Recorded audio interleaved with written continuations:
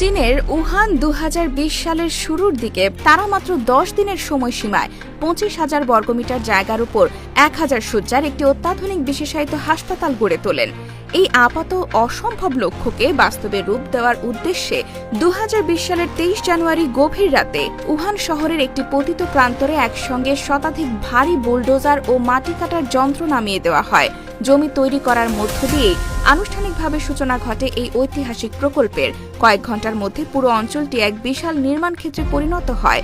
কয়েক হাজার দক্ষ নির্মাণ শ্রমিক, অভিজ্ঞ প্রকৌশলী এবং প্রযুক্তিবিদ দিন রাত এক করে কাজে নেমে পড়েন। কোনো ধরনের বিরতি ছাড়াই টানা ২৪ ঘণ্টা ৩টি পৃথক শিফটে বিরতিহীনভাবে অবকাঠামো গড়ার কাজ চলতে থাকে। রাতের অন্ধকারের মাঝেও যখন চারপাশ নিস্তব্ধ হয়ে যেত, তখনও শত শত শক্তিশালী ফ্লাড লাইটের আলোয় পুরো প্রান্তর দিনের মতো উজ্জ্বল হয়ে থাকত।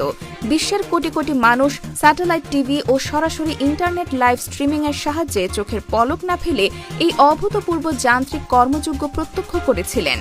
প্রকৌশল বিদ্যার বিচারে এত স্বল্প সময়ের মধ্যে সুবিশাল একটি আধুনিক হাসপাতাল নির্মাণ করার মূল রহস্যটি লুকিয়েছিল মডিউলার প্রি-ফ্যাব্রিকেটেড প্রযুক্তির দূরদর্শী ব্যবহারের মধ্যে। ভবনের কাঠামোগত প্রতিটি ঘর বা আইসোলেশন ইউনিট আগে থেকেই বাইরের স্বনামধন্য কারখানায় অতি সূক্ষ্ম পরিমাপে প্রস্তুত করা হয়েছিল। সেখান থেকে বিশালাকার ট্রাকে করে মডিউলগুলো এনে অকুস্থলে সুবিশাল ক্রেনের মাধ্যমে খুব দ্রুত কন্টেইনারের মতো সাজিয়ে রূপদান করা হয়।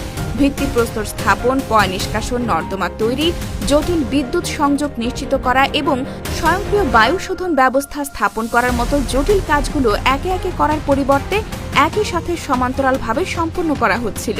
এই অতুলনীয় পরিকল্পনা, ডিজিটাল সমন্বয় এবং নিখুঁত সময় ব্যবস্থাপনার সুবাদে প্রতিটি ঘণ্টা ও মিনিটের কার্যকারিতা শতভাগ নিশ্চিত করা সম্ভব হয়েছিল। অবশেষে ২০২০ সালের ২রা ফেব্রুয়ারি ঠিক ১০ম দিনের মাথায় বহুকাঙ্ক্ষিত হু শেনশান হাসপাতালটি পূর্ণাঙ্গভাবে সচল করে সামরিক চিকিৎসা দলের কাছে হস্তান্তর করা হয়।